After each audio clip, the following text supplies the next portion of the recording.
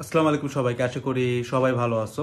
তো এই ভিডিওটা আমি রেকর্ড করতেছি হচ্ছে কি আজকের যে মেন্টরশিপ সেশনগুলো ছিল, মানে পোলাপানের সাথে যখন টেলিগ্রামে আমি কথাবার্তা বললাম, আমি কিন্তু প্রতিদিনই যে কথাবার্তাগুলো হয় প্রতিদিন এরকম করে একটা ভিডিও কিন্তু রেকর্ড করা যায়। বাট প্রতিদিন রেকর্ড না করার রিজন হচ্ছে এক একদিন মানে মাঝে মাঝে দেখা যায় যে খুব ডিফারেন্ট ডিফারেন্ট ইস্যু থাকে, এক একজনের সমস্যা কিন্তু এক এক রকম হবে, খুবই স্বাভাবিক।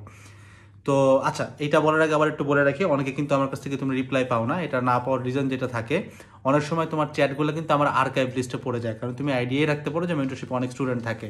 সেই ক্ষেত্রে যেটা করবা, তুমি যেই নাম্বার দিয়ে এনরোল করছো না, ওই নাম্বার দিয়ে আমার টেলিগ্রাম নাম্বারে সরাসরি একটা ফোন কল করবা, মানে ফোনে কল দিবা, নট টেলিগ্রাম। একটা মিস কল দিলেই হবে, আমি তোমাকে কল ব্যাক করে দেন তোমাকে রিপ্লাই দিতে পারবো। সেরকম কিন্তু আমি অনেকবার দেখছি যে ও বলতেছে ভাই আপনি তো রিপ্লাই দেন না, এই দেন না, সেই দেন না। পরবর্তীতে আমি খেয়াল করছি ওর চ্যাটের কোনো মেসেজ আমার কাছে আসতো না, কারণ অনেক যখন টেক্সট পড়ে যায় তখন কিন্তু টেলিগ্রাম নিজেরাই এক্সট্রা কিছু মানে টেক্সট কিন্তু ওরা স্প্যাম হিসেবে ফেলাই দেয়, ওটা আর্কাইভে পড়ে যায়। সেরকম কিন্তু একটা ব্যাপার স্যাপার ওদের মধ্যে থাকে, যখন দেখে যে একই টেক্সট, মানে মনে করো তুমি আমাকে হাই দিছো, একবার পাও নাই, সো কন্টিনিউসলি 7-8 বার যখন তুমি হাই দিবা, যেহেতু বিজনেস অ্যাকাউন্ট, অটোমেটিক্যালি কিন্তু স্প্যামে চলে যায়। সেই সব ক্ষেত্রে একটা কল দিবা, ঠিক আছে? গেল, বাদ বাকি গেল। এখন যেগুলো নিয়ে কথাবার্তা হয়েছে, আমার এটার একটা অ্যাভারেজ কিছু কথাবার্তা বলা দরকার ছিল, আমার কাছে মনে ছিল একটু কথাবার্তা বলা দরকার। সো এই মুহূর্তে এই ইস্যুটা যে শুধুমাত্র 24 ব্যাচার আছে বা 25 ব্যাচার আছে, বা তোমাদের সিনিয়র ব্যাচ 23 ব্যাচার আছে, বা অনাগত 26 ব্যাচ এরকম কারো আছে, এরকম না। প্রবলেমটা খুব গ্রস, এবং প্রবলেমটা আমার কাছে মনে হয় এই জেনারেশনটা খুব বেশি ফেস করে, এক্সেপশনাল কিছু মানুষ বাদে।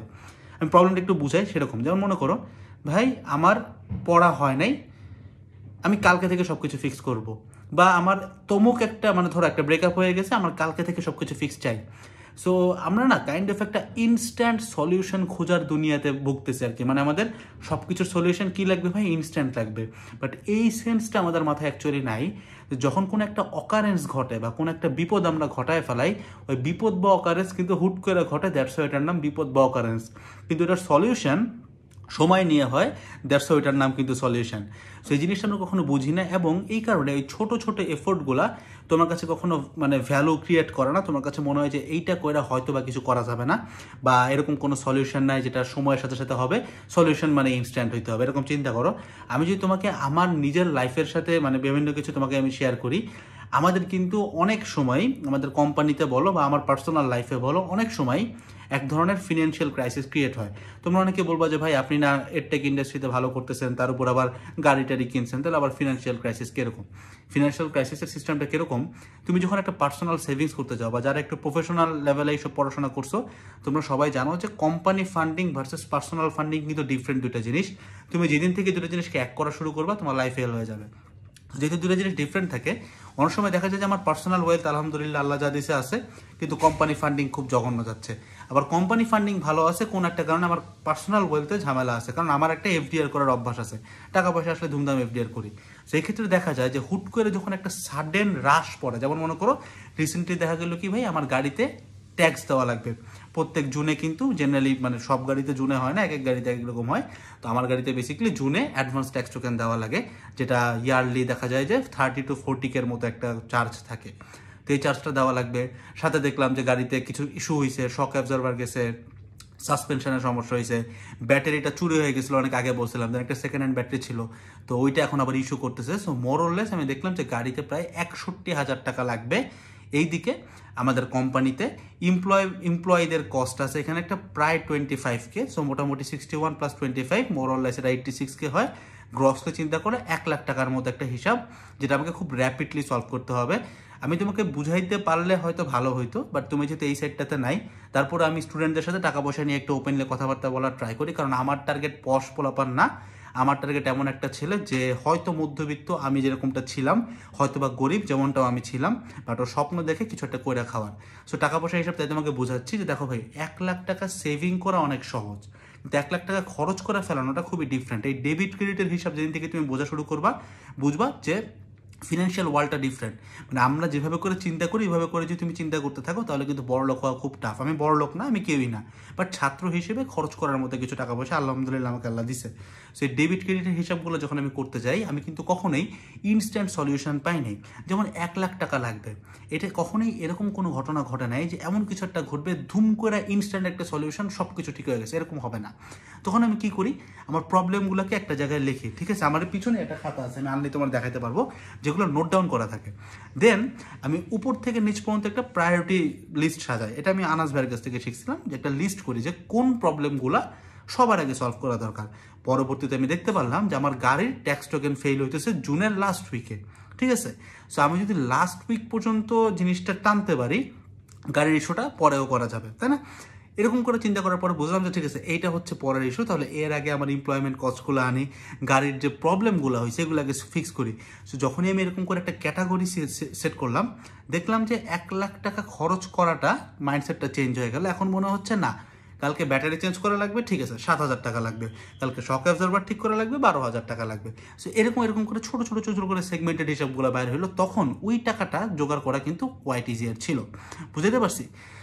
সো মোরলেস আমি এই জিনিসটা তোমাকে বোঝাতে চাইতেছি যে একটা হিউজ প্রবলেম, এটা বুয়েটের ক্ষেত্রেও সত্য। আমরা বুয়েটে যখন প্রশ্ন সলভ করতাম, যখন একটা বড় কঠিন সলিউশন আসতো, আমরা যেটা চিন্তা করতাম, আমি জানি না তুমি ছেলেটাকে অবভিয়াসলি চেনার কথা, বন্দি পাঠশালায় একটা ছেলে আছে, নতুন জয়েন করছে, পারভেজ নামের, খুব জোস লাগে, বা you can say I am a huge fan of him. তো ওর একটা ভিডিওতে আমি দেখছি, ওই জিনিসটা আমার খুব ভালো লাগছে এবং আমি খেয়াল করছি যে আমরা সাবকনশিয়াসলি এই জিনিসটা ফলো করি। ও কি করছে, ও বলছে যে একটা কঠিন বড় সমস্যা মানে হইতেছে ছোট ছোট কয়েকটা সহজ সমস্যার সমন্বয়, এবং এই জিনিসটা আমরা আমাদের লাইফে কিন্তু সবসময় অ্যাপ্লাই করি না। তুমি চিন্তা করবা, বুয়েটে একটা বিশাল কঠিন ম্যাথ আসছে, বা ধরো তোমার এইচএসসি এক্সামে বিশাল একটা বড় কঠিন ম্যাথ আসছে। বেসিকলি কঠিন ম্যাথ তৈরি হয় কেমনে? কয়েকটা ছোট ছোট ম্যাথ, সহজ সহজ ম্যাথকে একসাথে জোড়া লাগায়, একটার সাথে আর একটা রিলেশন ঘটায়, একটা স্পিন অফ দিয়ে বড় একটা ম্যাথ তৈরি হয়। তো তোমার লাইফের ক্ষেত্রে জিনিসটা সত্য, এটা তোমার রিলেশনশিপের ইস্যু হোক, তোমার টাকা পয়সার ইস্যু হোক, যাই হোক না কেন, সব ক্ষেত্রে কিন্তু জিনিসটা সত্য। সেই ক্ষেত্রে দ্য অ্যাডভাইস ইস, তুমি যে কাজটা করবা, বড় প্রবলেমটাকে ছোট ছোট কয়েকটা সেগমেন্টেড ভাগ করবা। আচ্ছা, এইটা সলভ হইলে এইটা হবে, এটা একটা প্রায়োরিটি ওয়াইজ সাজাবা। Well I wanna say is, তোমরা যারা এই যে এই টাইপের কোয়ারি করে যে ভাই পড়ালেখা হইতেছে না, এটা হইতেছে না, তো এই যে একটা বড় ইস্যু, এটা কিন্তু যথেষ্ট বড় ইস্যু। জেনারেলি আমরা কখনো মেন্টাল ইস্যুকে এরকম করে অ্যাকনোলেজই করি না, বাট তুমি যদি অ্যাকনোলেজ করো, তুমি বুঝবা যে this is a very severe issue. সেই ক্ষেত্রে তোমাকে যেটা চিন্তা করতে হবে যে পড়া কেন হচ্ছে না, এবার এইটাকে ছোট ছোট সেগমেন্ট করবে। আচ্ছা, আমি তমুকের সাথে বেশি কথা বলি, বা আমি ফেসবুকে বেশি থাকি, ইউটিউবে বেশি থাকি, যখন কয়েকটা ছোট ছোট সেগমেন্টে ভাগ হয়ে যাবে, এবার যদি ছোট্ট ছোট্ট সেগমেন্টগুলোকে তুমি প্রায়োরিটি ওয়াইজ সলভ করতে থাকো, তুমি দেখবা অটোমেটিক্যালি সলিউশনটা কিন্তু হয়ে যায়। সবগুলো ছোট প্রবলেমের সলিউশন করলে একটা গ্রস বড় প্রবলেমটার সলিউশন হয়ে যায়। সো এই জিনিসটা তুমি যদি মেনটেন করতে পারো, অনেক কিছু সলিউশন হয়ে যায়। And then again I am saying, এই যে আমি মনে করো লাখখানেকের সলিউশনটা বললাম, আমি কিন্তু পুরোটা এখনো সলভ করতে পারিনি, এখন অনেক কিছু বাকি আছে, বাট মোটামুটি 60% ডান, আলহামদুলিল্লাহ। সো এই ঘটনাটা, এই যে আমি সলিউশনগুলো করতেছি, ইটস নেভার লাইক ধুম করে একদিনে সব সলভ হয়ে যাবে। That takes time, and basically saying that takes a good enough of time. সময় লাগে, প্রথম দিকে মনে হয় কি করতেছে, হইতেছে না, বাট আস্তে আস্তে যখন এই ছোটো ছোটো প্রবলেমগুলো সলিউশন হইতে থাকে, তখন দেখবা অনেকটাই সহজ হয়ে গেছে। যেমন এখন কিন্তু আমার মাথার উপর প্রেশারটা খুব কমে গেছে, বুঝতে পারছি। তো এই জিনিসটা তোমরা তোমাদের লাইফের ক্ষেত্রে বারবার করে অ্যাপ্লাই করবা। পড়া হয় না, ঠিক আছে, আগে কারণগুলো ভাগ করো। ব্রেকআপ হয়েছে, ঝামেলা হয়েছে, ভাগ করো, কেন হয়েছে, কি হয়েছে, এখন কি দরকার কিনা, ওই অনুযায়ী ধরে ধরে ধরে সলিউশন করতে থাকো, দেখবো প্রবলেম খুব ইজি হয়ে যাবে। And then again saying, instant কোনো সলিউশন হয় না, কারণ প্রবলেম যেহেতু বড়, সলিউশনটাও বড় হবে, সো সময় লাগবে। বাট ওই বড় প্রবলেমটাকে ছোটো ছোটো যদি সেগমেন্ট করতে পারো, ছোটো ছোটো সেগমেন্টগুলো যদি ইনস্ট্যান্ট সলিউশন তুমি বের করতে পারো, বড় প্রবলেমটা ইনস্ট্যান্টলি সলভ না হলেও কিছুক্ষণের মধ্যে বা কিছু দিনের মধ্যে বা খুব বেশি গেলে কিছু মাসের মধ্যে সলভ হয়ে যাবে, ঠিক আছে। সবাইকে বেস্ট অফ লাক।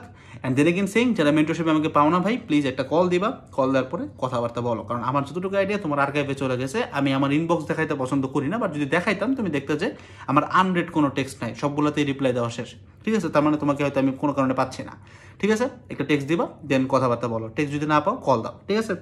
আসসালামু আলাইকুম সবাইকে, টাটা।